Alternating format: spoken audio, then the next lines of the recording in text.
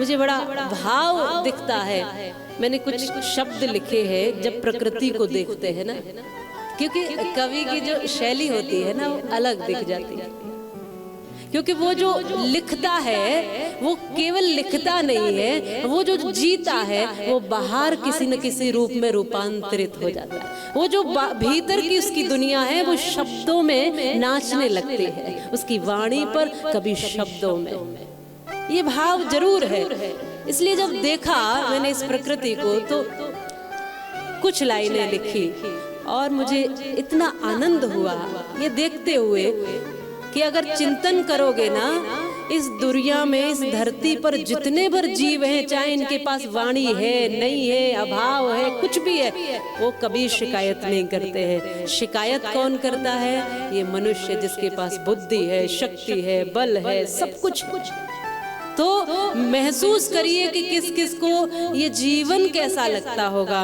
तो मेरे भाव में ऐसा आया कि कोयल को राग सी, भंवरे को पराग सी और पतंगे को चिराग सी लगती है जिंदगी। ये निश्चित है। कोयल से पूछोगे तो उसकी जिंदगी में कहीं कुछ रोना है ही नहीं, बस गाना ही गाना है उसकी जिंदगी। कोयल को राग सी, भंवरे को पराग सी, पतंगे को चिराग सी लगती है जिंदगी। चिड़ियों को चहक सी, तितली को महक सी, मधुमक्खी को शहद सी लगती है जिंदगी। सूर्य को सविता सी, पपीहे को कविता सी, मछली को सरिता सी लगती है जिंदगी। चकोर को शशि सी, पुष्प को हंसी सी, बस इस मनुष्य को फंसी सी लगती है जिंदगी।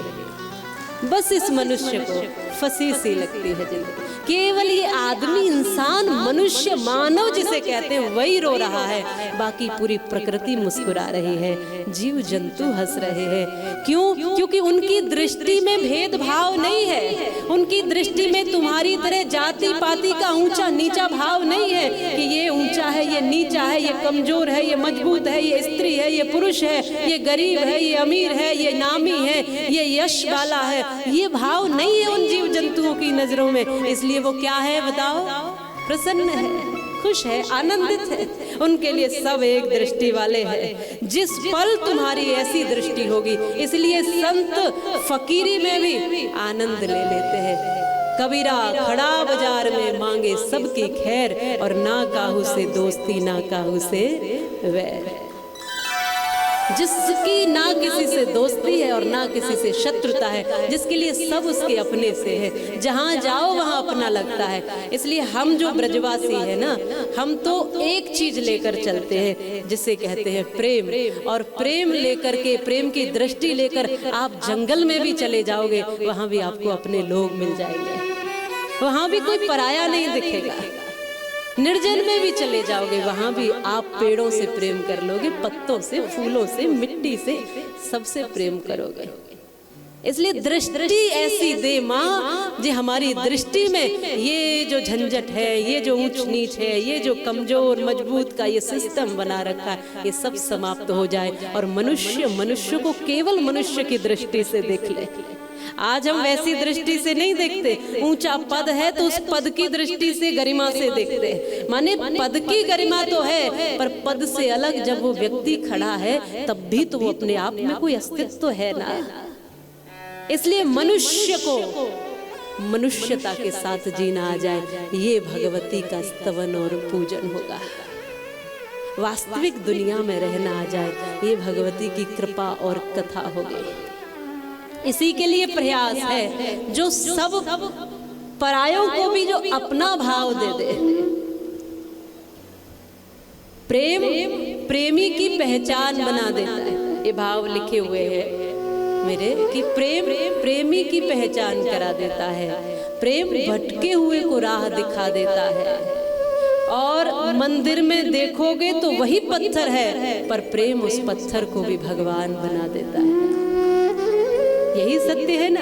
हम उस मूर्ति में प्रेम देख रहे हैं, प्रेम कर रहे हैं ना मूर्ति से, तब तो भगवान दिखा है। नहीं तो पत्थर तो सब जगह लगे होते हैं, आपके घर में भी लगे होते हैं, लेकिन घर में क्योंकि वो दीवार में भगवान नहीं दिख रहा, क्योंकि हमने उसमें श्रद्धा नहीं जोड़ी है ना। जहाँ श्रद्धा और प्रेम जुड़ गया वहाँ भगवान प्रकट होते हैं। प्रेम